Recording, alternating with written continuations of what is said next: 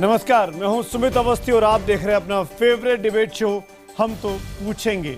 और आज भी वही जेएनयू और वो जेएनयू के साथ साथ हैदराबाद सेंट्रल यूनिवर्सिटी का मामला जो आज संसद में भी उठा। काफी गर्मा गर्म बहस हुई दोनों तरफ से। दोनों पक्षों ने, विपक्ष ने सरकार पर तो सरकार ने विपक्ष पर इस मामले पर राजनीति करने के गंभीर आरोप लगाए हैं। नतीजा क्या निकला? वही कि दोनों पक्ष एक दूसरे पर राजनीति के आरोप लगाकर अपनी अपनी राजनीतिक रोटियां जमकर सेकते दिखाई दिए। आज इस एक घंटे में हम बात करने वाले हैं कि रोहित वेमुला हो या जेएनयू का मामला हो, उस पर गर्मा गर्म बहस तो संसद में आज दिन भर होती रही। सब अपना मत बारी बारी से सुनाते रहे। सरकार का कहना था कि रोहित वेमुला के मामले में सरकार जितना कर सकती थी वो उसने वही किया। सरकार ने इस मामले में विपक्ष पर राजनीति करने का आरोप जड़ा, जबकि जेएनयू मामले को लेकर सरकार ने सख्त रुख अपनाते हुए साफ किया कि कानून अपना काम कर रहा है, राजनेताओं को यहां पर राजनीति नहीं करनी चाहिए। जेएनयू मामले में सरकार ने विपक्ष पर आरोप लगाया कि वो देशद्रोह के नारे लगाने वालों के साथ क्यों खड़ा दिखाई दे रहा है, जबकि उल्टे विपक्ष ने सरकार से पूछा, आरोप लगाया कि सरकार छात्रों की आवाज को कुचलने की कोशिश कर रही है। इन तमाम सियासत के बीच पुलिस उमर और उसके साथी और दोस्त अनिर्बान से बीती रात से ही लंबी पूछताछ आज दिन भर करती रही। उमर खालिद और अनिर्बान के लिए साउथ कैंपस पुलिस स्टेशन में ही मजिस्ट्रेट पहुंचे। उनकी वहीं पर पेशी हुई। उनको अदालत में नहीं ले जाया गया सुरक्षा के मद्देनजर, जहां सुनवाई अभी भी चल रही है। जो जानकारी जैसे अपडेट होगी मैं आपको बताऊंगा कि उनके साथ क्या किया है मजिस्ट्रेट साहब ने, पुलिस रिमांड दी है या नहीं दी है। कई सवाल हैं जिनकी जवाब दिल्ली पुलिस की टीम इन दोनों से जानने की कोशिश कर रही है। अगले एक घंटे में इन्हीं सवालों पर करेंगे बड़ी बहस। और सबसे बड़ा सवाल ये कि जिस अनिर्बान पर, जिस उमर खालिद पर करीब 10 दिनों तक ये गंभीर आरोप लगे रहे कि वो देशद्रोह के मामले में फंसे हैं, उन दोनों को और उनके बाकी 3 साथियों को आखिरकार क्यों यूनिवर्सिटी के कुछ शिक्षक या स्टाफ इतने दिनों से बचाते रहे? क्योंकि ये आरोप लगा है राइट विंग की तरफ से, आरएसएस की तरफ से, कि ये छात्र जेएनयू के कैंपस में ही छिपे हुए थे और कोई ना कोई टीचर अपने घर में इन छात्रों को छिपाकर रखा हुआ था। सवाल ये कि जो लोग उमर खालिद और अनिर्बान जैसे जिन पर देशद्रोह का आरोप है उनको पनाह दे रहे थे, क्या उन लोगों पर भी अब मुकदमा चलना चाहिए? क्या उन पर भी कानूनी कार्रवाई होनी चाहिए? पहले रिपोर्ट और फिर बड़ी बहस। हम तो पूछेंगे में अगले 1 घंटे बड़ी बहस। उमर के पनाहगारों पर कार्रवाई कब? The permission slip from JNU which clearly says that Umar Khalid, one student, wanted to book the venue from 5 o'clock to 7:30 for the 9th. The form asks what is the purpose of booking the venue. He says poetry reading. We have an evidence, कुछ बाहरी तत्व भी है, उसको भी investigate किया जा रहा है। ये भी एक पार्ट है स्टेटस रिपोर्ट का। जो प्रोफेसर थे उनका धन्यवाद ज्ञापित किया और जिस तरह प्रोफेसर भी इस पूरे प्रोसेस में इन्वॉल्व थे, उनको कवर अप करने की कोशिश कर रहे थे। एक पैनल उन्हें मिला वीसी को। एक संदेह जो है जाता है प्रोफेसर्स का भी इन्वॉल्वमेंट जो हो सकता है इसमें। देशद्रोह के आरोपी उमर खालिद और अनिर्बान भट्टाचार्य ने पुलिस के सामने आत्मसमर्पण कर दिया। लेकिन पुलिस के सामने सबसे बड़ा सवाल यह है कि आखिर उमर 14 दिनों तक कहाँ रहा? किसने उसे शरण दी? पुलिस ने उमर के सरेंडर के बाद लगातार उससे और उसके साथी अनिर्बान से पूछताछ की, लेकिन कई सवाल हैं जिनके जवाब पुलिस को भी जानने हैं। क्योंकि इसी बीच खबर ये भी आई कि उमर खालिद के संबंध नक्सलियों से है। उमर की हेम मिश्रा नाम के एक शख्स के साथ तस्वीरें सामने आई हैं। हेम मिश्रा पर नक्सलवादी होने के आरोपी डीयू के प्रोफेसर जीएन साई बाबा और नक्सलियों के बीच कुरियर होने का आरोप लगा था। ये जो बच्चे उसमें दिख रहे हैं, ये जो युवा उसमें दिख रहे हैं, वो तीनों के तीनों जेएनयू के पीएचडी स्टूडेंट स्कॉलर हैं और वो तीनों दोस्त हैं और इसीलिए हेम मिश्रा को रिसीव करने के लिए वो शायद आए होंगे। इस बीच कन्हैया को लेकर भी पुलिस कोर्ट में पलट गई है। पुलिस का कहना है कि कन्हैया को जमानत नहीं मिलनी चाहिए क्योंकि उसके खिलाफ काफी सबूत हैं। फिलहाल कन्हैया की जमानत की सुनवाई 29 फरवरी को होगी, लेकिन पुलिस रिपोर्ट की माने तो उसे शक है कि इस पूरे मामले में विदेशी ताकतों का भी हाथ हो सकता है। जाहिर है इस केस में अभी और कई परतें खुलनी बाकी हैं। जेएनयू में देशद्रोही नारों के पीछे छुपे सच के बीच हम तो पूछेंगे, क्या उमर को पनाह देने वाले जेएनयू के शिक्षकों पर भी कानूनी कार्रवाई होनी चाहिए? तो यही हमारा आज का सवाल है। जरा ध्यान से सुनिए, क्योंकि आपके एसएमएस के जवाबों का मुझे लगातार इस शो के दौरान इंतजार रहेगा। लाइव पोल हमारा एसएमएस पर भी और ट्विटर पर भी चलेगा कि क्या उमर खालिद को पनाह देने वाले जेएनयू के शिक्षकों पर भी अब कानूनी कार्रवाई होनी चाहिए। अगर आपको लगता है हाँ, तो IBN 7 स्पेस देकर वाई लिखिए, और नहीं के लिए IBN 7 स्पेस देकर एन लिखिए। अपनी राय 51818 पर एसएमएस करें। #HTP और #उमर के साथी कौन के जरिए ट्वीट कर भी आप अपनी राय हम तक पहुंचा सकते हैं। IBN खबर के फेसबुक पेज पर भी आपकी राय और सुझावों का मुझको इंतजार रहेगा। मेहमानों का परिचय कराता हूं। इस बड़ी बहस में इस वक्त हमारे साथ जो बड़ा पैनल जुड़ रहा है, उसमें भारतीय जनता पार्टी के वरिष्ठ प्रवक्ता सुधांशु त्रिवेदी हमारे साथ हैं। हमारे साथ कांग्रेस के वरिष्ठ प्रवक्ता संजय झा जुड़ रहे हैं। जेएनयू के प्रोफेसर बुद्ध सिंह साहब मेरे साथ जुड़े हुए हैं स्टूडियो में। संघ मामलों के जानकार संगीत रागी जी यहाँ स्टूडियो में हमारे साथ हैं। लेखक और जेएनयू के ही प्रोफेसर बद्री नारायण जी भी मेरे साथ स्टूडियो में हैं, और CPI के नेता प्रोफेसर दिनेश वार्ष्णेय भी हमारे साथ स्टूडियो में है। मैं सीधे डिबेट को शुरू कर रहा हूं, बजर राउंड नहीं करूंगा। मेरा पहला सवाल बद्री नारायण जी आपसे है।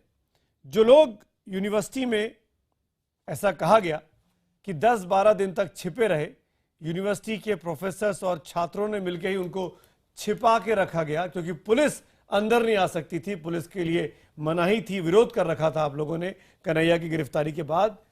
क्या जो लोग उमर खालिद जैसे लोगों की मदद कर रहे थे, उन पर भी कानूनी कार्रवाई होनी चाहिए? देखिए सुमित जी, ये बड़ा विचित्र है कि पहले से ही हम लोग तय कर लेते हैं कि क्या हुआ है। जैसे ये तय कर लिया गया कि शिक्षकों ने इनको पनाह दी, और पनाह दी तो क्या इन पर कार्रवाई होनी चाहिए? ये पता नहीं कि वो कहाँ रहे, कैसे रहे, हो सकता है यूनिवर्सिटी के बाहर रहे हों, कहीं और रहे हों। कैसे मान लिया जाए कि वो कैंपस में ही रहे? कैसे मान लिया जाए कि शिक्षकों ने ही उनको प्रश्रय दिया? तो ये मीडिया ट्रायल है। आखिर के 3 दिन तो जब वो लौट के आ गए, संडे की शाम को उनका वीडियो आया, वो कैंपस में वहां सो रहे हैं, वो कैंपस में घूम रहे हैं, तब भी कोई जिम्मेदारी नहीं थी यूनिवर्सिटी के शिक्षकों? नहीं सुमित जी, जब आखिर में जब वो आए तो वाइस चांसलर के पास गए और जनुटा के साथ गए, जनुटा के टीचर्स भी साथ गए। उन्होंने कहा इनको समर्पण करना है, आप इनको समर्पण पुलिस को करा दीजिए, पुलिस अंदर ना आए। हमारा कंसर्न है कि यूनिवर्सिटी की ऑटोनॉमी बची रहे और यूनिवर्सिटी में पुलिस नहीं घुसे, क्योंकि उससे फिर पूरी सब कुछ ध्वंस हो जाएगा। अगर यूनिवर्सिटी में पुलिस घुसने लगी तो आप समझिए फिर इमरजेंसी जैसी स्थिति खड़ी हो जाएगी। तो हमारे टीचर्स इसके लिए कॉन्शियस थे, और उसके बाद वाइस चांसलर ने 2 दिन लिया। वाइस चांसलर से पूछा जाना चाहिए कि 2 दिन क्यों लिया? उनको पहले से वाइस चांसलर ने उस पर लगातार विचार विमर्श हुआ, कैसे किया जाए, क्या किया जाए ताकि उन छात्रों को मारा नहीं जाए। पर पूरा माहौल ये बना हुआ है।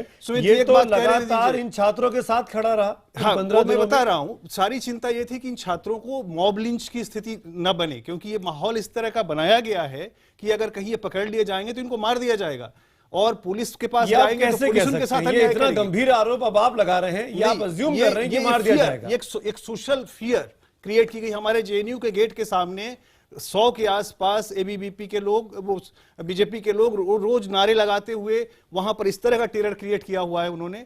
तो आप उस जेएनयू के अंदर जो हुआ 9 फरवरी की रात करिए भाई नारायण जी, वो देश में टेरर क्रिएट करने के लिए नहीं था, नहीं, जहां पे अफजल गुरु के समर्थन में नारे लग रहे थे। बताता हूं, अरे आपकी तो यूनिवर्सिटी है, ये प्रोफेसर साहब आपकी यूनिवर्सिटी में ये पोस्टर लगे हुए थे, जुडिशियल किलिंग कहा गया आप लोगों ने इसको। यूनिवर्सिटी क्रिटिकल स्पेस की जगह है, और जेएनयू में तरह तरह के विचारों के लोग हैं। मैं भी छात्र, तरह के विचारों के लोग हैं। हमारा भी खून गर्म होता था, और एस्टैब्लिशमेंट के खिलाफ चिल्लाते थे, लेकिन भारत के खिलाफ नहीं चिल्लाते थे। और सरकार का विरोध, देश का विरोध नहीं हो सकता। जो देश, जो भारत, जो राष्ट्र अपनी आलोचना नहीं सुन सकता, वो मैच्योर राष्ट्र कैसे बन सकता है? ये आलोचना की बात ही नहीं है। आप कह रहे हैं भारत के टुकड़े करेंगे, नहीं, वो भारत का आईन नहीं मानेंगे, अभी ये मंजूर नहीं। ये भी तो तय नहीं है ना कि भारत के टुकड़े वाले नारे इन्हीं लोगों ने लगाए। नहीं, फिर वो लड़के अंदर कैसे है बद्री जी? हाँ, फिर वो बाहरी छात्र अंदर कैसे घुसे? तब बद्री नारायण के वाइस चांसलर बद्री नारायण साहब की सिक्योरिटी क्या कर रही थी? देखिए, एक सही है, लेकिन उसमें जब छात्र बाहर से, इतना तो कभी सर्वाइलेंस रहा नहीं है।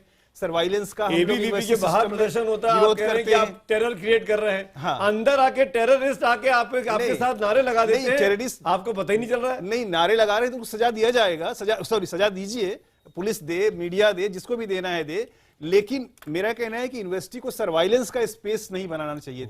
अगर यूनिवर्सिटी को आप क्रिटिकल होने की वजह से आप यूनिवर्सिटी में भारत विरोधी नारे लगाएं, ये आपको मंजूर है? नहीं, भारत विरोधी नारे अभी तय नहीं है सुमित जी। अरे कि तय इन तो है, लोग- मैं वीडियो सुनाऊं इनने आपको? नहीं लगाए ना, मैं वीडियो सुनाऊं आपको? ये तय तो नहीं है ये कि वीडियो इन्होंने आप ही लगाए। लोगों ने दिए हैं, मैं वीडियो सुनाऊं आपको? नहीं, ये आप ही लोगों ने दिए, आप ही के छात्रों ने दिए, क्योंकि हमारे कैमरे तो बाहर रखा ये दिए भी- गए। ये हम भी- लोग को तो नहीं, हम लोगों को तो बंधक बना के काम कराया जा रहा है। सुमित, ये वीडियो आपको एबीवीपी के जॉइंट नहीं, सेक्रेटरी नहीं, सौरभ नहीं। ने दिए नहीं, हैं। ये नहीं, डॉक्टर्ड वीडियो हैं। आप वो वार्ष्णेय वीडियो साहब, चलाइए जो दूसरी चैनल वार्ष्णेय में आ गया साहब, कि डॉक्टर्ड है। मैं एक नहीं, जिम्मेदारी के साथ आप- कह रहा आप हूं, मैं जिम्मेदारी चुनौती के साथ नहीं कह रहा हूं, कह वार्ष्णेय साहब। आपकी चैनल पे ये आरोप भी लग रहे हैं। मेरे चैनल पर नहीं लग रहे हैं, बिल्कुल लग रहे वार्ष्णेय हैं। साहब आपके बिल्कुल चैनल पे लग लग रहे रहे हैं, डॉक्टर होंगे वीडियो जहां आप दिखा जाते हैं। वार्ष्णेय साहब, देखिए, जिन आपके कन्हैया- छात्रों ने बुलाया उन सुमित जी चेहरे पर रुमाल बांध के, और आप ये कहने लगे चेहरे हैं पर रुमाल बांध के कोई छात्र आता है? चेहरे पर, अरे मेरा रिपोर्टर भी बिठा है, मैंने भी शिकायत की उस रविश के खिलाफ। आप उस जगह से हिसाब लगा सकते हैं। वार्ष्णेय साहब, आप जानते नहीं है, सुमित जी, आप चेहरा बांध के कौन सा स्टूडेंट आके प्रोटेस्ट करता है और आपके बिल्कुल आप नहीं। सुमित जी, क्यों करा, क्यों कर रहे थे कन्हैया कुमार ने? नहीं किया। कन्हैया कुमार और उसके साथियों ने क्यों नहीं रोका इन लोगों को? ये कौन है चेहरा बांध के? ये चेहरा बांध के कौन है? ये कौन है चेहरा बांध के? ये कौन है चेहरा बांध के? ये चेहरा बांध के कौन है? ये कन्हैया का पार्टी है। वार्ष्णेय साहब, आप डिलेट नहीं कर सकते। जूम कीजिए। कन्हैया की बात नहीं कर रहा हूँ, पर कन्हैया के सामने भारत विरोधी नारे लग रहे थे। कन्हैया कुमार ने क्यों नहीं पकड़वाया इनको? कन्हैया, उमर खालिद, मीडिया का अनिर्बान, जज नहीं बन सकते। हम क्यों नहीं बन सकते?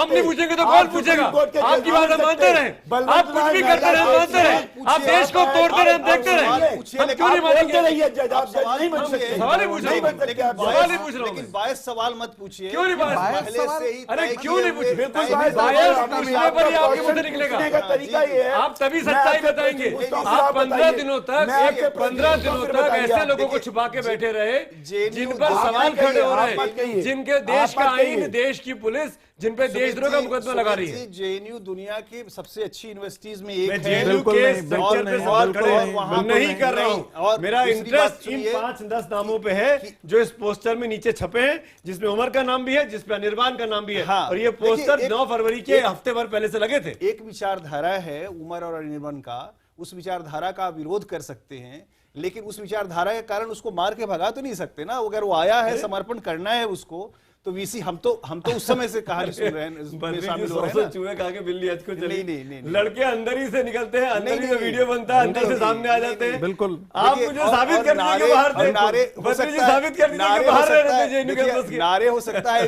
पता नहीं कौन आके लगा के चला गया उसमें। कैसे आप कह सकते हो कश्मीर के ही लोग थे? संगीत हो सकता है रागी कोई भी और बोलना भी चाह हो रहे हैं। मैं सकता है, डिबेट को ओपन करता हूं, ABVP संगीत का रागी। भी हो सकता देखिए, है, किसी और पार्टी का हो सकता है। सुमित 3 वर्सेस 1 नहीं होना चाहिए। मुझे नहीं, थोड़ी आप 3 आदत- वर्सेस उनकी बात ही मत करिए। मेरे ख्याल से बुद्ध सिंह जी भी है, मेरे साथ सुधांशु जी भी है, संजय झा जी भी है, सब राष्ट्रवादी लोग हैं, सबको राष्ट्रीय सारे राष्ट्रवादी हैं। देखिए, बहुत दुर्भाग्य है कि एक बद्री जान जी कह रहे हैं कि वो कैंपस में नहीं थे, तो फिर थे कहां? फिर पुलिस नहीं, का काम। पहले एक मिनट, पहले मेरी आपने कैंपस में थे। अरे आपने अपनी बात कही, मैं इंटरफेयर नहीं किया। आप जरा धैर्य रखिए। नहीं, मैं जवाब दे रहा हूं। वो कैंपस में नहीं थे तो कहां थे? भाई इसी अवधारणा को तो मैं अरे भाई, आप पहले सुन तो सुन लीजिए ना, वो लीजिए, चुपचाप आप मेरी बैठे। बात सुन लीजिए, धैर्य रखिए। ठीक। वो कैंपस में नहीं थे तो कहां पर थे? शिक्षक लोग नारे लगाते हैं, जो जब नारे लगाते हैं तो शिक्षक लोग उनका समर्थन भी करते हैं, उनकी फरियाद लेकर के जाते हैं। आज तक जेएनयू के अंदर, ये कोई आज से नहीं हो रहा है। मैं आपको इसी फरवरी में, आज से 20 साल पहले, वहां के एक शिक्षक ने जर्मन डिपार्टमेंट से वाइस चांसलर को लेटर लिखता है, पत्र लिखता है, और ये कहता है किसी इस देश में जेएनयू के अंदर, जेएनयू के कैंपस के अंदर शिक्षकों के समर्थन से भारत विरोधी गतिविधियां चल रही है। मैं वाइस चांसलर को यह आगाह कर रहा हूं कि इसको बंद करवाइए। ऐसे कुकृत्य यहां पर हो रहे हैं। काश्मीरी टेररिस्ट लोग फंडिंग कर रहा है, पोस्टर की फंडिंग करते हैं, उनके आयोजन करते हैं। सुन लीजिए, आप अपनी बात रख चुके हैं, मुझे अपनी बात रखने दीजिए। बोलो तो सुन लीजिए, बोलने का तरीका नहीं है। ये सारी चीजें, अरे आप सुन ही नहीं रहे, आप सुन ही नहीं रहे। आपको हमने नहीं कहा, आपको टोकने का अधिकार नहीं है।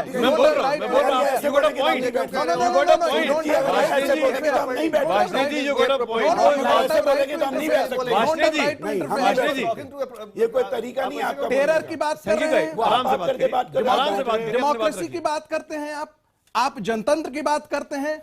वहां पर जो विमर्श का विषय है वो वामपंथ के अंदर है। वहां पर 3 प्रकार के लाल हैं। एक सुन लीजिए, सुन लीजिए, क्यों आप घबराए हुए हैं? 3 लाल है। चलिए आप जेएनयू को ही बंद कराने सामान्य लाल, गहरा लाल और एक खूनी लाल। ये जो डीएसयू है वो खूनी लाल है। ये जेएनयू की परिभाषा में बोल रहा हूं।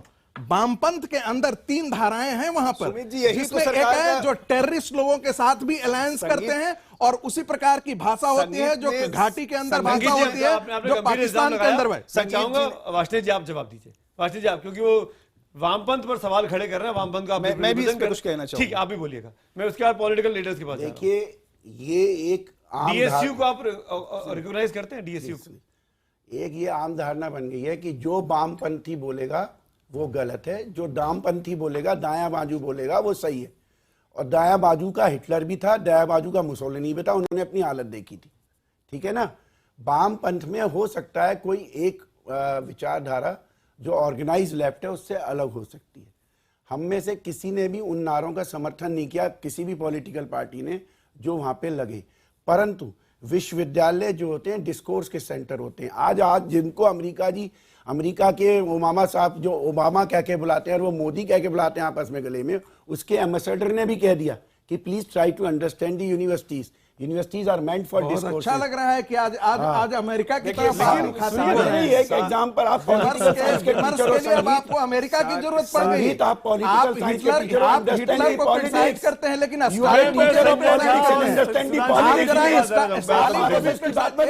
संजय झा, सुधांशु त्रिवेदी, आप दोनों के पास आना चाहूंगा बारी बारी से।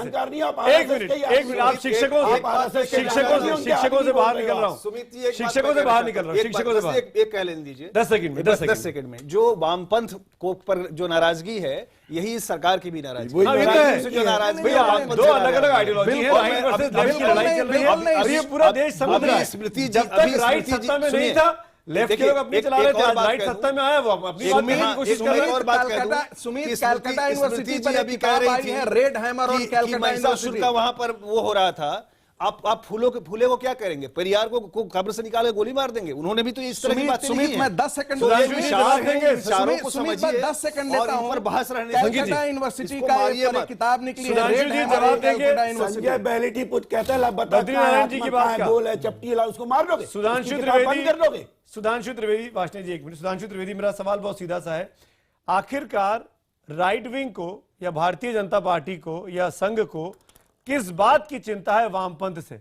आप वामपंथ के उत्थान से, विकास से क्यों घबराते हैं, क्यों डरते हैं? हंगामा है क्यों बरपा? सुधांशु त्रिवेदी। देखिए आज सुमित जी, मैं ये कहूंगा कि चिंता किसको है आप इसी से देख लीजिए ना।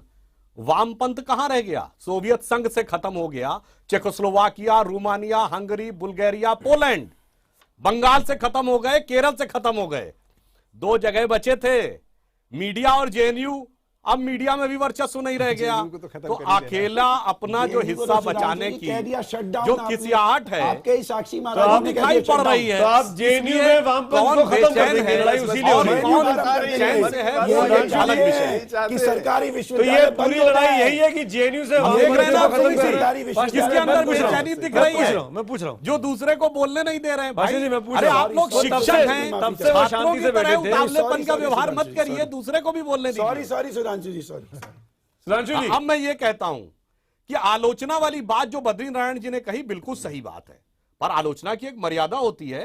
सुमित जी, हम यहां डिस्कशन कर रहे हैं, क्या आप में से कोई किसी दूसरे के लिए यह कह सकता है कि मैं आपके टुकड़े टुकड़े कर दूंगा, मैं आपको बर्बाद कर दूंगा? तो आप कहेंगे नहीं नहीं नहीं, यह बहस की मर्यादा नहीं है, यह आलोचना नहीं है। तो अगर व्यक्ति के लिए यह आलोचना योग्य नहीं है तो राष्ट्र के लिए टुकड़े टुकड़े करने की बात कहां से है? दूसरी बात, राजनीतिक विरोध का सबको अधिकार है, पर राजनीतिक विरोध के नाम पर राष्ट्र के विरोध की अनुमति नहीं हो सकती। संविधान में स्पष्ट लिखा है कि 3 चीजें ऐसी हैं जिसके लिए देश के हर नागरिक की प्रतिबद्धता चाहिए। क्या? भारत की संप्रभुता, भारत की एकता, भारत की अखंडता। अगर आप आजादी की बात करते हैं तो क्या है ये देश की सरासर उस प्रतिबद्धता का उल्लंघन है। यदि आप ये कहते हैं, उस पैम्फलेट को पढ़िए, उसमें क्या क्या लिखा है कि अफजल गुरु की जुडिशियल किलिंग हुई। इसका क्या मतलब है? इसका मतलब भारत सरकार का सर्वोच्च न्यायालय, भारत के महामहिम राष्ट्रपति और तत्कालीन कांग्रेस सरकार। इसलिए मेरा यह कहना है कि जिस प्रकार की धारा में आप देश को लेकर जा रहे हैं, वो धारा बहुत खतरनाक दिशा में जा रही है। और इस प्रकार से मैं एक अंत में एक बात कहता हूं। अभी यूएसए का उदाहरण दिया। ये बताइए, ये 2001 में संसद पे हमला हुआ था, जिसके मास्टरमाइंड अफजल गुरु को न्यायालय ने माना। उससे 3 महीने पहले अमेरिका में 9/11 हुआ था। उसका जो मास्टरमाइंड था खालिद, सुनिए, जो खालिद रशीद, मोहम्मद अट्टा या अबू हमजा, अमेरिका की किसी यूनिवर्सिटी में, किसी इंटेलेक्चुअल प्रतिष्ठान में, किसी मीडिया में आपने बहस सुनी कि खालिद या मोहम्मद अट्टा या अबू हमजा मायूस भी थे?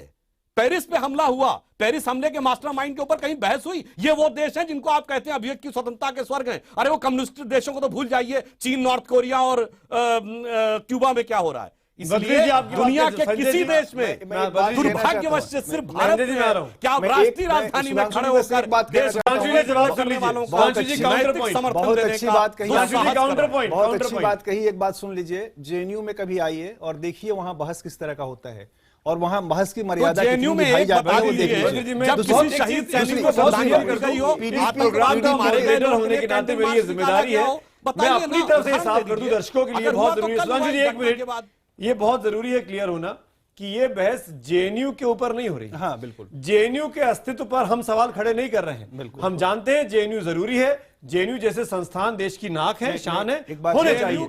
लेकिन जेएनयू के अंदर और छात्र जो आते हैं या छात्रों को दोस्त जिनको एक्सेस मिल जाता है, बिल्कुल, वो कैसे मिल जाता है? उनका कहा दिनेश जी ने कि कोई भी समर्थन नहीं करता।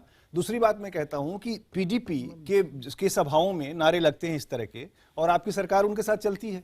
वहां कश्मीर में लगातार इस तरह के लोग आर्गुमेंट आ गया पर पीडीपी वाला। अरे सुमित जी, मैं आऊंगा। अरे वो तो बाद में पूछिए, पहले सुनिए बद्री नारायण जी और वाजपेयी जी से पूछिए कि हुर्रियत कॉन्फ्रेंस में दिल्ली में हुई गिरफ्तारियों के विरोध में 27 तारीख को कश्मीर घाटी बंद का आह्वान किया है कि नहीं? आप अगर मोहम्मद की तरफ से बैटिंग कर रहे हैं तो मैं आपको याद दिलाऊं, 1989 में वीपी सिंह की सरकार को लेफ्ट और राइट मिलकर सपोर्ट कर रहे थे।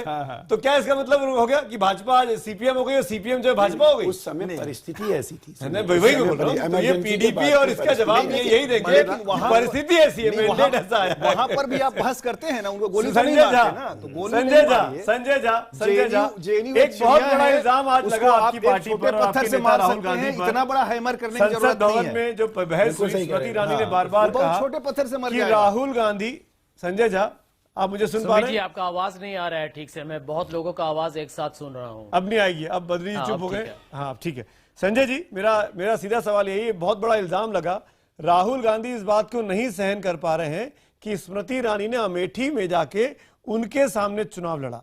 इसीलिए राहुल गांधी हैदराबाद यूनिवर्सिटी में, जहां पर रोहित वेमुला की खुदकुशी हुई, वहां 2-2 बार गए। आज तक किसी भी ऐसी घटना पर राहुल गांधी ने 1 से अधिक बार का विजिट नहीं किया। तेलंगाना का जब मूवमेंट चल रहा था हैदराबाद में और उस्मानिया यूनिवर्सिटी में, तमाम छात्र उग्र थे, तब राहुल गांधी तब वहां नहीं गए, जबकि वहां पर कांग्रेस की सरकार थी, दिल्ली में कांग्रेस की सरकार थी। राहुल गांधी ने इस पूरे मामले को, खासकर हैदराबाद का और जेएनयू का, राजनीतिक बनाकर अपना फायदा उठाने की कोशिश की। जवाब दीजिए। सुमित जी, मैं समझता हूं कि रोहित वेमुला का मृत्यु वो कोई आत्महत्या नहीं, उस पर राज्य सरकार की वो जिम्मेदारी है, वो केंद्र सरकार की जिम्मेदारी है, उनका हत्या किया गया है। I am saying it's a state sponsored murder. यदि किसी ने रोहित वेमुला को जिस तरीके से उनको हताश किया गया, उन पर दबाव डाला गया, जिस तरीके से वहां के मंत्री, वहां की भारतीय जनता पार्टी के युवा, जो उनकी राजनीतिक जो उनका जो अंग है एबीवीपी, इन सब का यदि इतिहास पढ़िएगा तो आपको मालूम होगा कि आज स्मृति ईरानी जी आंसू तो बहा लिए, लेकिन आंसू बहाने से देखिए, वो घड़ियाल के आंसू बहाने से सच नहीं बदलता, हकीकत वही रहता है। जहां तक जेएनयू का सवाल है, मैं आपको यही बताना चाहूंगा कि राहुल गांधी हैदराबाद 2 बार क्यों गए? जी ने बहुत सारे उदाहरण दिए हैं, लेकिन उनको ये भी उनको याद होगा कि अफजल गुरु को फांसी मिला जब कांग्रेस पार्टी ने निर्णय लिया, जिस पर सुप्रीम कोर्ट ने उसकी अनुमति दी थी कि उन्होंने देशद्रोही काम किया, उनको सजाए मौत मिलेगी। पर उस समय आपको याद होगा सुमी जी, आप तो बहुत ही वरिष्ठ पत्रकार हैं और संपादक हैं, कि भारत के 200 बौद्धिक, बहुत ही जाने माने सामाजिक सोचने वाले और लेखक लोगों ने, 200 लोग, उन्होंने एक चिट्ठी लिखी हमारे सरकार को, डॉक्टर मनमोहन सिंह की सरकार को। उन्होंने लिखा कि आपने जो कदम उठाया है उससे हम नाखुश हैं, हमें विश्वास है कि उनको फांसी नहीं मिलनी चाहिए थी। क्या मनमोहन सिंह जी की सरकार ने उन पर सेडिशन का आरोप लगाया? क्या उनका यह कहना कि वो सुप्रीम कोर्ट के वर्डिक्ट को नहीं मानते, या हमारे सरकार की जो निर्णय लिया था उसके साथ वो सहमति नहीं दिए थे, तो क्या उनको हम कहते कि वो देशद्रोही थे? क्या वो राष्ट्र विरोधी थे? देखिए, यही मूल्य प्रश्न है। संजय जी, अहम बात जो हमको करनी आप चाहिए, इंपॉर्टेंट बात कह रहे हैं, और इसी पॉइंट पे मैं बीजेपी का जवाब भी चाहूंगा संजय जी, लेकिन आप मेरे एक सवाल का पहले जवाब दीजिए। संजय जी, आलोचना, संजय जी, मेरे 2 सवाल हैं आपसे। क्या ये कहना है कि भारत का प्रजातंत्र खतरे में आ गया है? संजय जी, आज यदि कन्हैया कुमार ने जो भी कहा, उसके बाय द वे ये एक फर्जी वीडियो पर उन पर सबूत पर उनको गिरफ्तार किया गया है। संजय जी, मैं तो समझता हूं कि बहुत गहरे विषय है, और ये सरकार पर प्रश्न उठता है कि क्या ये सरकार ऐसी हो चुकी फर्जी वीडियो बोलकर देशभक्ति को लेकर ये देश को भागने के, आप जानबूझ के नहीं सुन रहे हैं या सुनना नहीं चाहते? संजय जी, मेरा सवाल बहुत सीधा सा है, अगर ये फर्जी वीडियो है, नहीं, मैं बोल रहा था क्योंकि बीच में इतने लोग टोकते हैं, अभी कोई नहीं टोक कि मैं रुकूं। संजय जी, मेरा सवाल सुन लीजिए। ये फर्जी वीडियो है या नहीं है, उसके लिए दिल्ली पुलिस है, और पुलिस के ऊपर कोर्ट है, वो तय कर देगा। ये भी तय हो जाएगा कि जो लड़के नारे लगा रहे हैं भारत विरोधी, वो जेएनयू के छात्र हैं या नहीं है, ये भी समय के साथ तय हो जाएगा।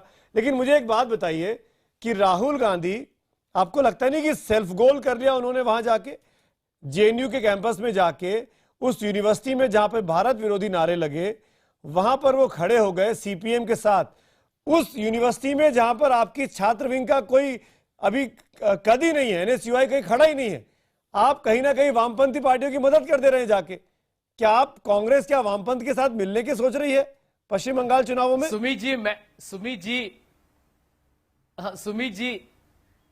मैं तो समझता हूं कि ये तो श्री राहुल गांधी जी की, मैं समझता हूं कि उनकी आप प्रशंसा कीजिए कि उन्होंने यहां पर कोई राजनीति नहीं है, तो उनका विचारधारा या कांग्रेस पार्टी का विचारधारा है।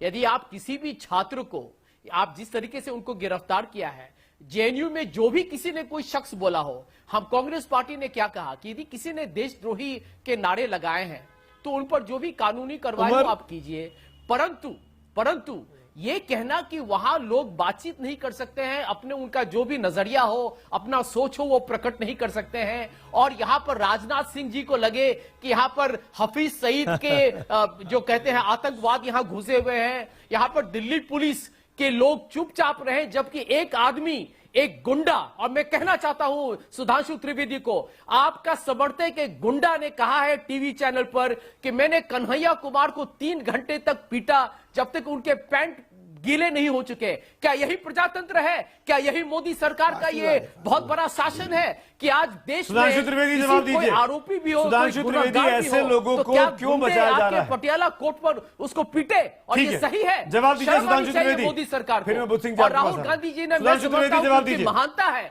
कि उन्होंने राजनीति नहीं, उन्होंने भारत के युवा लोगों के, सुधांशु त्रिवेदी, संजय झा, कांग्रेस आपकी बात का जवाब दे रही है बीजेपी, सुनिए भारत के प्रजातंत्र, सुनिए सुधांशु त्रिवेदी का जवाब सुनिए। सुधांशु जी जवाब दीजिए। देखिए, संजय झा जी की बात सुन के मुझे लग रहा है कि सत्ता के लिए जो छटपटाहट है वो किसी पार्टी को कहां तक पहुंचा सकती है। अरे भाई, कोई आम आदमी पार्टी जैसी कल की बनी हुई पार्टी सत्ता पाने के बावलेपन में ये सब करे तो समझ में आता है। अरे बोलिए, आज ये बताइए, कांग्रेस के आधिकारिक प्रवक्ता ये बोल रहे हैं, न करें, क्यों चुपचाप हो गए हैं? अचानक डर गए हैं क्या? वो 56 इंच की छाती को क्या हुआ? डरपोक के जैसा जवाब चुप देने क्यों हो गए हैं? क्या संजय हुआ वो बुलंदी? संजय जी, क्या हुआ वो पूरा हौसला? संजय जी जवाब सुन लीजिए ना। संजय जी जवाब सुन लीजिए। ये ड्रामे और नौटंकेबाजी जो आप लोग करते हैं ना, कुछ आंसू यहाँ कुछ आंसू वहां, उससे भारत के लोग आप बेवकूफ नहीं बना पाएंगे। आप सुधांशु जी, मैं बोल सकता आप हूं? भी जानते हैं और हम भी जानते हैं। आप संजय जी, खैर आपको संजय जी, सुरक्षा सुधांशु जी जवाब दे रहे हैं आपकी बात का। संजय जी, लेकिन भारत के लोग जानते हैं क्या खेल खेल रहे हैं आप लोग। देखिए, कांग्रेस के आधिकारिक प्रवक्ता ये कह रहे हैं कि अगर सर्वोच्च न्यायालय के निर्णय से कोई नाराज है तो इसमें क्या।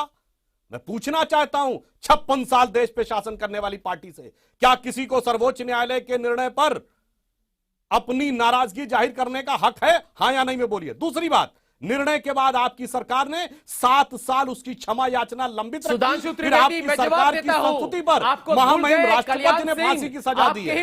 आप बताइए कि महामहिम राष्ट्रपति और सर्वोच्च न्यायालय से किसी को असहमत होने का हक है या नहीं? अरे भाई जवाब देने दीजिए, बौखलाहट मत बताइए। सुप्रीम कोर्ट की छवि का, चलिए। सुप्रीम कोर्ट की इज्जत करने का, मैं अरे आपको क्या हुए? कितने पाखंडी हो सकते हैं भारतीय जनता पार्टी? संजय जी, कितना झूठ बोलेंगे आप? सुधांशु जी, संजय जी एक मिनट, मर्यादा बनाए रखिए डिबेट में। हम सबको रोज डिबेट में आना होता है। हम दोनों वरिष्ठ पार्टी के वरिष्ठ प्रवक्ता हैं।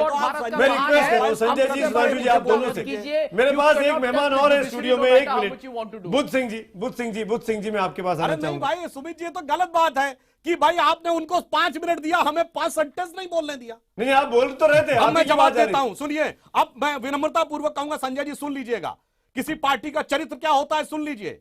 क्या यह सच नहीं है कि अफजल गुरु के पक्ष में मणिशंकर अय्यर और शशि थरूर ने ट्वीट किया था? दो केंद्रीय मंत्री आपके पूर्व के। सैफुद्दीन सोज ने मसरत आलम का समर्थन किया। क्या यह सच नहीं है कि दिग्विजय सिंह जी उत्तर प्रदेश के आजमगढ़ में जाके आतंकियों के समर्थन के ऊपर आंसू बहाते हैं? और इतना ही नहीं, वो एक ऐसी पुस्तक का विमोचन करते हैं जो कहती है 26/11 वाज एन आरएसएस कॉन्स्पिरेसी। क्या यह सच नहीं है कि आपकी अध्यक्षा बटाला हाउस के आरोपियों के बारे में रात में सो नहीं पाती और उनकी आंखों से आंसू आ जाते हैं? मगर किसी कांग्रेस के नेता को हमने उस शहीद के घर जाते नहीं देखा जिसका कि सर कलम कर दिया गया था पाकिस्तान के बॉर्डर पर। यह चरित्र है कांग्रेस का, यह सांगोपांग चरित्र है। कहां वो गांधी की कांग्रेस थी और कहां ये राहुल गांधी की कांग्रेस हो गई है। आप अपने गिरबान में झांकिए कि सत्ता पाने के लिए आप किस सीमा तक चले जाएंगे, या मुझे समझ में नहीं आ रहा है। आज जो 2 दिन पहले संजय झा जी हमला हुआ है, इसी जेएनयू की गिरफ्तारियों का कश्मीर में विरोध कौन कर रहा है? हुर्रियत के नेता कर रहे हैं, शब्बीर शाह कर रहे हैं, ये कैसा गिलानी कर रहे हैं, कैसा मैं आपके पास आना चाहूंगा। पॉलिटिकल डिबेट से कुछ बाहर निकल रहा हूं। बुद्ध सिंह जी, मेरा आपसे सवाल है। संजय झा, सुधांशु त्रिवेदी, एक मिनट। Buddh Singh ji on the screen please. Buddh Singh ji, Hafiz Saeed ने भारत के गृह Buddh Singh ji, professor Buddh Singh ji on the screen please. मेरा सीधा सवाल आपसे प्रोफेसर साहब, आप जेएनयू से हैं, मैं आपसे जानना चाहता हूं, क्या यह आरोप ठीक है कि कुछ शिक्षकों ने इन छात्रों की मदद की? क्या यह आरोप ठीक है कि जेएनयू के कुछ लोग थे जो इन छात्रों की मदद कर रहे थे बीते 9 तारीख से लेकर और आज 24 तारीख के बीच में? मैं आपको 1 मिनट में पहले बैकग्राउंड बताना चाहता हूं। ये जेएनयू की प्रतिष्ठा को जो ठेस पहुंचाए हैं, इसमें कुछ शिक्षक है, हम उनको शिक्षक नहीं, वो एक गिरोह बना सकते हैं, गिरोह बोल सकते हैं। ये यहाँ पे गतिविधियां अभी से नहीं चल रही हैं, बहुत पहले से चल रही हैं। हम वहाँ पे जब 10 साल से वहाँ पे देख रहे हैं इस टाइप की गतिविधियों को। ये 1991 का दिल्ली पुलिस कमिश्नर का प्रेस रिलीज है, जिसमें कावेरी हॉस्टल में एक आतंकवादी पकड़ा जाता है। इसके बाद 1996 में एकेडमिक काउंसिल में एंटी नेशनल गतिविधियों का के बारे में और यूनिवर्सिटी में भी तमाम छात्र पकड़े जा सकते हैं। इसमें आप क्या साबित कर रहे हैं? मैं इसमें साबित कर जाता हूं। अभी मेरे को सुन लीजिए, जब वहां पे दंतेवाड़ा में लोग शहीद होते हैं, वहां पे सेलिब्रेशन किया जाता है। हनुमत तप्पा वहां पे गुड़गांव में 8 किलोमीटर दूरी पे आखिरी सांसें ले रहे थे, यहाँ पे अफजल गुरु के समर्थन में नारे लगाए जा रहे थे। तो इनको शर्म नहीं आती है कि इस टाइप की वहां पे गतिविधियां करते हैं? लेकिन इसके पीछे सबसे इंपॉर्टेंट सवाल यह है कि छात्रों की हिम्मत कैसे होती है इतनी। इसका मतलब कहीं ना कहीं किसी ना किसी का अंदर से समर्थन है। अदरवाइज ये छात्र पढ़ाई के अलावा इस टाइप की गतिविधियों कैसे इन्वॉल्व होते हैं? वीडियो आई है कि लोग नारे लगा रहे हैं। इसमें जेएनयू की सफाई करनी है तो इसमें वहाँ पे पूरा कर्मचारी शामिल है। सफाई का मतलब ये नहीं कि पूरे वामपंथी पार्टी को बाहर निकाल देना है। हम वामपंथी मैं आपसे एक सवाल कर रहा हूं, बुद्ध सिंह जी, जो नए बुद्ध सिंह जी, आप जेएनयू में, हाँ जेएनयू, आप जेएनयू में पढ़ाते हैं, हाँ जी, है ना, जेएनयू से तनख्वाह लेते हैं, हाँ जी, तनख्वाह लेते हैं ना जेएनयू हाँ। से। अगर वहां पर देश विरोधी गतिविधियां चल रही थी तो बुद्ध सिंह ने क्या किया? बुद्ध सिंह ने क्या उमर खालिद या उमर खालिद के पोस्टर लगाने वालों के खिलाफ पुलिस को कंप्लेंट की या नहीं किया? आप इस बात पर वीडियो नहीं बनाई। हमने जब छात्र थे तब भी विरोध किया था, हमारा रिटन में लेटर दर्ज कराया। विरोध हमारा है जब हमने वहां पे वाइस चांसलर से भी बोला था इस टाइप की गतिविधियां होने वाली हैं, और उन्होंने इस बात पे कहा गया था कि अगर इस टाइप की गतिविधियां होती हैं तो हम उसको होने नहीं देंगे। तो हमारी इंफॉर्मेशन के बेसिस पे वहां पे उन्होंने सिक्योरिटी बुलाई, फिर पुलिस बुलाई।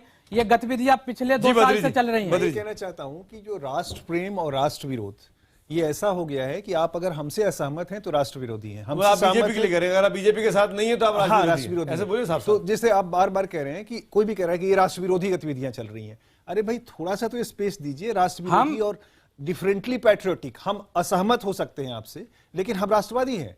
हम असहमति दर्ज कर सकते हैं, हम कह सकते हैं कि ये गलतियां हो रही हैं। तो आप यहाँ पे एक्सेप्ट कीजिए, अगर कोई भी वहाँ पे जेएनयू के अंदर का इस टाइप के लोगों को समर्थन किया तो उसके खिलाफ भी कार्रवाई होना चाहिए। हम ये नहीं बोल रहे हैं राष्ट्र की हम आलोचना भी कर सकते हैं। अगर उसमें कोई इनोसेंट है छात्र, आपको पता है उसके खिलाफ कोई कार्रवाई नहीं होनी को लेकर के इस देश में कितना बटा हुआ ओपिनियन है? क्या सबको आप गोली मार देंगे? गोली मारने की बात ही नहीं कर रहे। क्या यहाँ पे अगर आप खुद सोचिए, पूरी लड़ाई को लेकर कितने अलग अलग मत हैं। यहाँ पे आपको खुद सोचने की जरूरत है। हम आप किसी वामपंथ को जिम्मेदार नहीं ठहरा रहे हैं। हम वामपंथ को जिम्मेदार नहीं ठहरा रहे हैं। हम इसे अगर कुछ शिक्षकों ने नहीं ले जाइए, जैसे सभी को अंदर से पता है, कुछ शिक्षकों ने वहाँ पे अंदर से अगर हेल्प मदद की है, जो इंक्वायरी का विषय है। सुमित जी, बहुत अच्छी बात है, विमर्श होना चाहिए। विश्वविद्यालय में यदि विमर्श नहीं होता है तो फिर कहां होगा? वैचारिक विमर्श भी होने चाहिए। राज्य के खिलाफ भी बातें कही जा सकती हैं, सरकार की शिकायत की जा सकती है, लेकिन आप किसके, कौन सा आपका फ्रेमवर्क होगा? ये कॉन्स्टिट्यूशन की धारा है या नहीं? वही जो व्यक्तिगत आजादी की, अभिव्यक्ति की स्वतंत्रता देता है, वही कहता है कि 7 ऐसे प्रोविजंस है जिसके खिलाफ आप बात नहीं कर सकते हैं। पब्लिक डिसऑर्डर, देश की स्वतंत्र, देश की सुरक्षा, देश की इंटीग्रिटी, संप्रभुता, इसके खिलाफ आप बात नहीं कर सकते हैं। वो गलत कैटेगरी में, वो अभिव्यक्ति की स्वतंत्रता के अंदर। सुन लीजिए मेरी बात, सुन लीजिए, जरा धैर्य रखिए। वहां पर सरकार की आलोचना नहीं हो रही थी, भारतीय स्टेट की आलोचना नहीं हो रही थी। वहां शिकायत की, वहां बात क्या की जा रही है, किनके खिलाफ कार्रवाई की बात की जा रही है? कह रहे हैं क्रिटिकल थिंकिंग। क्रिटिकल थिंकिंग के लिए हमेशा स्पेस होना चाहिए। बद्री जी, वहां पर देश को तोड़ने की बात की जा रही है, उनके खिलाफ बात की जा रही है। दिनेश जी ने जो अभी बात कही कि देखिए ये गतिविधियां कहीं भी हो सकती हैं, बाहर के लोग आके कुछ कर सकते हैं, उनको कंट्रोल करने के पक्ष में हम सब हैं। वो ऐसा लेकिन सुन लीजिए, क्योंकि कोई ना कोई मदद करता है। रोहित वेमुला, आप स्ट्रक्चर को समझिए, रोहित वेमुला का की आत्महत्या और एक इस तरह का टेरर, स्टेट टेरर क्रिएट करना यूनिवर्सिटीज में, वो कई रोहित वेमुला को पैदा करेगी। अगर इस सरकार नहीं सोचेगी और डेमोक्रेटिकली इन इंस्टीट्यूशन को हैंडल नहीं करेगी, ठीक है, तो बहुत तरह के आप रोहित वेमुला के मामले में डिबेट को ले आए। मैं इसीलिए इसी पॉइंट पर मैं बात बोलना चाहता हूं। सरकार, सुधीन जी मैं आता हूं आपके पास, मैं 1 मिनट में एक बात बोलना चाहता हूं। 1 मिनट मेरे पास आज मैं रोहित वेमुला के विषय में सुधांशु जी मैं आ रहा हूं, मैं एक साउंड बाइट प्ले कर रहा हूं, एक साउंड बाइट प्ले कर रहा हूं, फिर मैं आता हूं रोहित वेमुला के इशू पर ही। क्या भारतीय जनता पार्टी दलित विरोधी है? क्योंकि एक बड़ा इल्जाम आज मायावती ने राज्यसभा में लगाया और एचआरडी मिनिस्टर स्मृति ईरानी का इस्तीफा भी मांगा, और स्मृति ईरानी और मायावती के बीच आज राज्यसभा में जमकर बहस देखने को मिली। उसकी एक झलक देखते हैं और फिर इस डिबेट को आगे बढ़ाते हैं। अगर जवाब चाहिए मैं तैयार हूँ। मैं विनम्र निवेदन करती हूँ, आप मुझसे वरिष्ठ हैं, महिला हैं, अगर आप मेरा जवाब चाहती हैं तो मैं जवाब देने को तैयार हूँ। आपकी जो मामला मैं सुबह से सुन रही हूँ, मैं आपसे कहती हूँ, अगर मेरे जवाब से आप संतुष्ट न हो, आज इस सभा में कहती हूँ मायावती जी, मैं आज बसपा के एक एक कार्यकर्ता और आपके नेताओं से कहती हूँ, सर कलम करके आपके चरणों में छोड़ देंगे अगर मेरे जवाब से आप असंतुष्ट हो। नहीं तो मैं सुन लीजिए आप मेरा जवाब। मैं केवल एक मिनट आप रुको, मैं केवल सरकार से इतना चाहती हूँ कि जो न्यायिक जांच कमेटी के आदेश कर दिए गए हैं कि उसमें दलित को रखना है नहीं रखना, आपको तकलीफ क्या हो रही है? में दलित थे जिनके निर्णय को आप स्वीकार नहीं करते। क्यों? आप ये कहना चाहती हैं मायावती जी कि जांच कमेटी जो यूनिवर्सिटी की बनी थी उसमें एक दलित प्रोफेसर को कोऑप्ट किया गया था, जो चीफ वार्डन था वो खुद दलित है। आप मुझे ये कहना चाहती हैं that a citizen who is a Dalit is only a just Dalit if Mayawati ji certifies him to be so? I want the discussion today, sir. Sudhindra Bhadauria, मेरा सीधा सवाल आपसे। सुधींद्र भदौरिया, दलित हितों की बात करने वाली आपकी पार्टी आज एचआरडी मिनिस्टर बार बार बोलती रही कि जो कमेटी बनी हैदराबाद सेंट्रल यूनिवर्सिटी में उसमें दलित रिप्रेजेंटेशन था, दलित प्रोफेसर था, दलित प्रोजेक्टर था। फिर क्यों मायावती जी एक बात पर अटकी रही? क्यों बार बार स्मृति ईरानी को वो घेरने की कोशिश करती रही और संसद में आपके लोग लगातार प्रोटेस्ट करते रहे? सुधीन जी, देखिए ऐसा है, ये कोई नई बात नहीं है, इसकी एक ऐतिहासिक पृष्ठभूमि है सुमित जी। जहां तक बीजेपी का प्रश्न है, इसका रिश्ता सीधा उन लोगों के साथ है। जब बाबा साहब ने हिंदू कोड बिल तैयार किया था तो उस समय यहीं पर दिल्ली के रामलीला मैदान में यही संघ के लोग, इस विचार के लोगों ने उनकी एफिजी जलाने का काम उस समय किया था। और मैं ये भी कहना चाहता हूं कि ये हम लोगों को राष्ट्र विरोधी और राष्ट्रभक्त के बीच में बांटना चाहते हैं। कश्मीर में उनके साथ सरकार चला रहे हैं। जिन लोगों ने कहा कि आतंकवाद की वजह से हमारे यहाँ चुनाव हुआ, आज फिर उनकी बेटी को फिर से मुख्यमंत्री बनाने की बात कर रहे हैं। इन लोगों ने क्या कहा? अजहर महमूद को कौन छोड़कर आया था?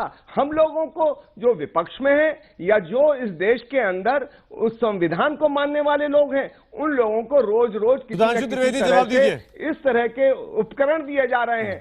जवाहरलाल नेहरू यूनिवर्सिटी को, पूरी यूनिवर्सिटी को कहा जा रहा है ये राष्ट्र विरोधी है। सुधींद्र जी, सुधींद्र जी, मेरे सवाल का जवाब नहीं दिया आपने। मैं 1 मिनट में खत्म। नहीं, आपने मेरे सवाल का जवाब नहीं दिया। अरे आपने 5 मिनट ले लिए। विवेक कुमार जी, देखिए वहां के प्रोफेसर विवेक कुमार जब गए ग्वालियर में तो वहां पर विद्यार्थी परिषद के लोगों ने दलितों छात्रों की पिटाई की, उनको बोलने नहीं दिया गया और हैदराबाद सेंट्रल यूनिवर्सिटी में रोहित वेमुला के मामले में एक कमेटी बनाई एचआरडी मिनिस्ट्री ने, उसमें दलित रिप्रेजेंटेशन था कि नहीं था?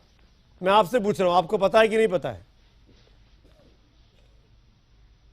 सुधींद्र जी, मैं ये कह रहा हूं कि ये पूरी की पूरी इन लोगों की ये मानसिकता है। नहीं, कि ये आप जवाब नहीं दे रहे। कुछ लोगों को आप जवाब नहीं दे रहे। आप वो बात कर रहे हैं, ये इनके पास कोई तटस्थ लोग नहीं है। ये केवल एक, चाहे वो तमिलनाडु के, यही तो मैं बोल रहा हूं, आज संसद को हैदराबाद आप लोगों ने रैंसम पे ले लिया, राज्यसभा को चलने नहीं दिया। बीएसपी के कुछ लोगों ने हंगामा करते रहे, जबकि कमेटी में दलित रिप्रेजेंटेशन था। इनका जो आइडिया ऑफ इंडिया है उससे असहमत है, इनके आइडिया ऑफ इंडिया से असहमत हैं, तो उनको कुचल दो। उनको लोकतंत्र का, सुधांशु त्रिवेदी, आप अपने विरोधियों को कुचलने में विश्वास रखते हैं? सुधांशु त्रिवेदी, देखिए, मैं सुधींद्र भदौरिया जी को यह बता देना चाहता हूं कि हमारा विचार क्या है और इनके विचार में अंतर। सुधींद्र जी, पूरी विनम्रता से कहता हूं, आपकी पार्टी, हम किसी प्रकार की हिंसा का विरोध करते हैं। किसी व्यक्ति के बारे में हिंसात्मक, अपमानजनक शब्द नहीं कहे जाने चाहिए। पर आपकी पार्टी तो उस नारे से शुरू हुई थी, तिलक तराजू और तलवार, इनको मारो जूते 4। था कि नहीं ये नारा? अब आप बताइए, उसके बावजूद और आप कह रहे हैं दलितों के सम्मान के लिए, तो आज आपकी अध्यक्षा मायावती, याद करिए 4 जून 1995 लखनऊ का स्टेट गेस्ट हाउस कांड, जब समाजवादी पार्टी के लोग मायावती जी की हत्या करवा रहे थे और उनको बचाने के लिए भारतीय जनता पार्टी और संघ के लोग आए। ये रिटन बयान है, ऑफिशियल बयान मायावती जी का है। सुधींद्र भदौरिया जी, आपको, अरे भाई मुझे बोलने दीजिए। आप संदर्भों को बिना बताए, आपने उसके बाद मायावती जी को मुख्यमंत्री बनाया, क्या आप सहमत? मैं उसी पे आ रहा हूं।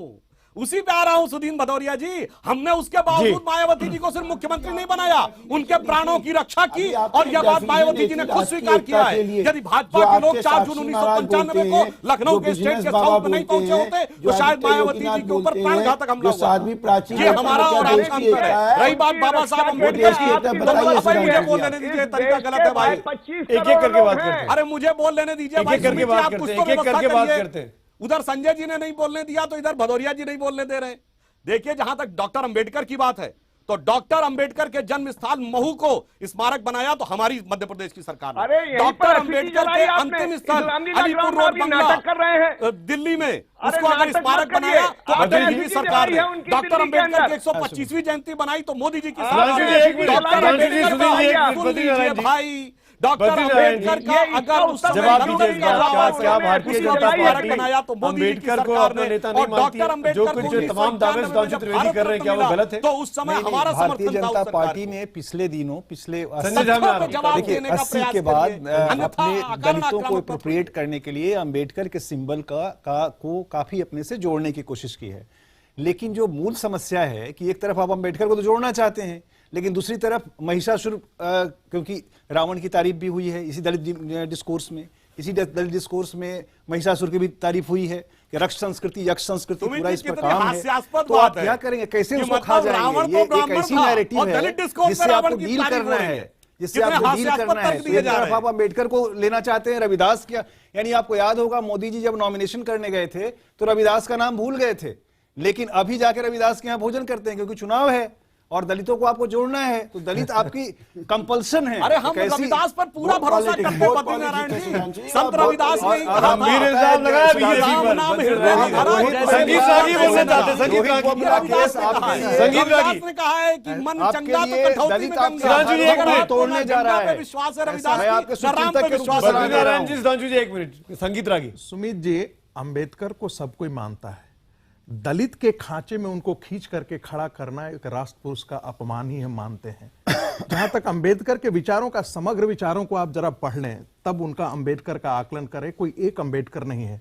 1947 से पहले का एक अंबेडकर एक है, कॉन्स्टिट्यूशनलिस्ट अंबेडकर दूसरा है, और सरकार के बाद के अंबेडकर तीसरे अंबेडकर के 3 अंबेडकर है। अब उसमें से आप देखेंगे कि जो थर्ड अंबेडकर है वो रिबेलियस अंबेडकर है, जो पूरे पॉलिटिकल सिस्टम को चैलेंज करते हैं, वो पूरे सोशल सिस्टम को चैलेंज करते हैं और अपना कन्वर्जन भी करते हैं। लेकिन वही अंबेडकर जब पाकिस्तान के अंदर हिंदुओं का धर्मांतरण हो रहा था तो एक इमोशनल पत्र लिखते हैं, don't bring disrepute to your religion. वो कौन रिलीजन था? Hindu religion, by converting into Islam. वही अंबेडकर हैं जो इस सारी चीजों को, आर्यन इन्वेजन थियरी को कंडेम करते हैं। तो कोई जरूरी नहीं है कि हम अंबेडकर ने जो बोला वो सारी बातें उनको हम फाइनल ट्रूथ के तौर पर हम एक्सेप्ट करें। यही दुर्भाग्य है कि जो एकेडमिक डिस्कोर्स में है वो अंबेडकर को हम फाइनल, अंतिम सारी चीजों पर अंतिम निष्कर्ष कर देते हैं। यही दुर्भाग्य है। संजय झा काफी देर से शांत है। संजय झा और सैफरन राजनीति, उसमें से एक पक्ष निकाल करके उसको आगे बढ़ाता है। संजय झा मैं आपसे पूछना चाहूंगा, वाष्णेय साहब एक मिनट, रागी जी एक मिनट। संजय झा, मैं आपसे एक सवाल पूछना चाहता हूं। आज राहुल गांधी ने इतने बड़े मसले पर चर्चा में हिस्सा क्यों नहीं ली? जेएनयू में जाकर तो उन्होंने भाषण दिया, हैदराबाद में 2 बार जाकर भाषण दिया, संसद में भाषण का वक्त आया तो राहुल गांधी ने भाषण क्यों नहीं दिया? क्या स्ट्रेटेजी थी पार्टी की? नहीं, आज स्क्रिप्ट लिखने वाले नहीं अवेलेबल थे। एफआईआर दर्ज करा दे बीजेपी और संगीत रागी जी, राहुल गांधी। सुमित जी, संसद तो शुरू हुआ है, अभी आप सुनिएगा, अभी तो ये शुरू हुआ है, अभी बहुत सच्चाइयां, बहुत हकीकत भारतीय जनता पार्टी को उसका सामना करना पड़ेगा। लेकिन मैं एक बात आपको कहना चाहूंगा कि सच्चाई क्या है। सच्चाई आज जो जितना आप तनाव देख रहे हैं, आज हम जो बातचीत करें जेएनयू के बारे में या सेंट्रल हैदराबाद यूनिवर्सिटी के बारे में, इसका सच्चाई यही है कि भारतीय जनता पार्टी आरएसएस को हमारे देश के जितने भी शिक्षा की संस्थाएं हैं उसमें वो गुप्त प्रवेश अब खुलेआम तरीके से, पहले जो चुपचाप से होता था अब खुलेआम वहां पर उनको आमंत्रित किया जा रहा है। इसीलिए आप देख रहे हैं एफटीआईआई में IITs में इतने अच्छे जाने माने संजय जी, अगर संजय जी एक बात बताइए ना, अगर आरएसएस से इतना ही बड़ा खतरा है इस देश को, वही है। आपसे मेरा संजय जी सवाल है कि जब आपकी सरकार थी तो तब क्या आप आरएसएस वाले लोगों को वहां पर नियुक्त करते थे? आप भी उसी स्पॉइल सिस्टम में विश्वास करते थे और अपने ही लोगों को वहां भिजाते थे। इनके फुट सोल्जर्स हैं। संजय झा, अगर आरएसएस इतना ही खतरनाक संगठन है कि अगर उसके लोग अपॉइंट हो जाएंगे कहीं पर तो देश की संप्रभुता पर, एकता पर खतरा हो जाएगा और देश पूरा फासिस्ट हो जाएगा। मेरा सीधा सा सवाल है, सिंपल सा, कि आपने बीते 70 सालों में जब आप मैक्सिमम वक्त पे शासन कर रहे थे, आपने आरएसएस को बंद क्यों नहीं कर दिया? आपने आरएसएस को फलने फूलने पनपने क्यों नहीं दिया? क्यों दिया? और क्यों आज आरएसएस की विचारधारा वाली पार्टी 282 सीटें लेकर आ गई? नहीं, पंडित नेहरू ने लोकसभा में कहा था और उस पर सुनिए जवाब, Sanjay will crush this crushing mentality. आपको सुमित जी याद होगा कि सरदार पटेल ने आरएसएस से आश्वासन लिया था कि आरएसएस कभी भी राजनीति नहीं करेगी, और आज आप देखिए आरएसएस ने कितना बड़ा झूठ बोला जब उन्होंने कहा कि नहीं हम तो कभी राजनीति नहीं करेंगे। और आज ये नरेंद्र मोदी की सरकार जो कठपुतली है नागपुर के हाथ में, वो पीपीटी प्रेजेंटेशन करते हैं मोहन भागवत जी और उनके आरएसएस के जो हमारी सरकार कैसी प्रदर्शन कर रही है। आप जरा बोलिए हम सही काम कर रहे हैं या नहीं कर रहे हैं? अब ये सबसे बड़ा देश के सामने आरएसएस और बीजेपी इसकी जवाब दे। अरे हम नरेंद्र मोदी की सरकार नागपुर से कंट्रोल हो रही है, मोहन भागवत चला रहे हैं, और आरएसएस ने विश्वासघात किया है। यही तो सच्चाई है और यही आपके प्रश्न का जवाब है। सुमित जी, आपने बहुत अच्छी बात कही कि कांग्रेस ने इन 60-70 सालों में क्यों नहीं बंद किया। पूरा प्रयास किया, 48 में किया, 75 में किया, 92 में किया, तीनों बार अदालत में मुंह की खाए। और आप ये क्यों नहीं कर पाए? अरे भाई मुझे बोलने दीजिए, भाई बहुत गलत बात है। संजय जी सुनिए, संजय जी सुनिए, करने लगते हैं भाई। संजय जी सुनिए, लास्ट 40 सेकंड से मुझे वाइंड अप करना है। सुधांशु जी जवाब दीजिए। मोदी जी की सरकार क्यों आप लोग बन गए कठपुतली? यही आपकी खींच दिखाई पड़ रही है। क्यों? क्योंकि भारत के इतिहास में, मैं पूरी ईमानदारी से कह रहा हूं और पूरे आत्मविश्वास से कह रहा हूं, केवल 2 नेता ऐसे हुए जो प्रधानमंत्री बनने से पहले जन जन की आकांक्षाओं के केंद्र बन गए थे, श्री अटल बिहारी वाजपेयी और श्री नरेंद्र मोदी। बाकी कांग्रेस के सारे प्रधानमंत्री पद पे आके नेता बने, इंक्लूडिंग जवाहरलाल नेहरू, वरना उनके बनने से पहले पटेल बड़े नेता थे। ये अंतर है आरएसएस का। जब संगठन खड़ा करता है, व्यक्ति निर्माण होता है, चरित्र निर्माण होता है, राष्ट्र निर्माण होता है और नैसर्गिक नेतृत्व बनता है। और आपके यहाँ बैठा बैठा के नेतृत्व दिया जाता है। तो भी आप देखिए, माफी चाहता हूँ सुधांशु जी, संजय जी, मेरे पास वक्त नहीं, बद्री जी माफी चाहूंगा, वाष्णेय साहब, संगीत जी, बुद्ध सिंह जी, सुधींद्र भदौरिया जी, माफी चाहता हूं, वक्त की कमी, एक्सट्रीमली सॉरी। वक्त पूरा हो चुका है इस डिबेट का। मुझे एसएमएस के नतीजे भी दिखाने हैं क्योंकि दर्शकों को इसका बहुत इंतजार रहता है कि क्या रिस्पांस मिला। क्या उमर और उसके साथियों को पनाह देने वाले जेएनयू के शिक्षकों पर भी कानूनी कार्रवाई होनी चाहिए? हजारों की संख्या में आपके जवाब मिले हैं। 97% लोग हाँ में जवाब देते हैं, 3% लोग नहीं में जवाब देते हैं। यही सवाल हमने ट्विटर पर भी पूछा था और ट्विटर पोल के नतीजे भी आपके सामने अब स्क्रीन पर आ रहे हैं। जो लोग पनाह दे रहे थे उमर खालिद और उसके साथियों को, 88% लोग कहते हैं उन पर भी कार्रवाई होनी चाहिए। 12% लोग ना में जवाब देते हैं। बड़ा दर्शक वर्ग ये कहता है कि जो लोग पनाह दे रहे थे, मदद कर रहे थे, उन पर भी कानूनी शिकंजा कसना चाहिए। तो आज हम तो पूछेंगे कि इस डिबेट में मेरे साथ इतना ही।